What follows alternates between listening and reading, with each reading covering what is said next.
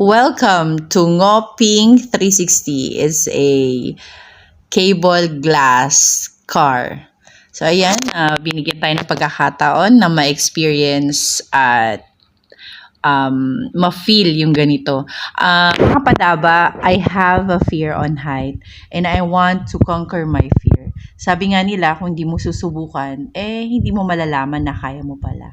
So, yan, nakikita nyo sa face ko talagang grabe, talagang takot ko. But then, I need to face my fear. Kaya sa may mga fear dyan or takot sa heights, just keep on believing, just keep on praying na kaya natin to.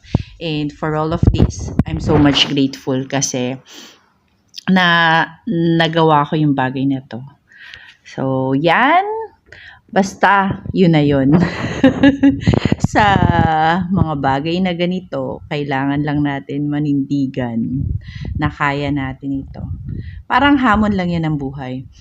All struggles, all challenges, all problems, we need always to seek for God's guidance, God's protection.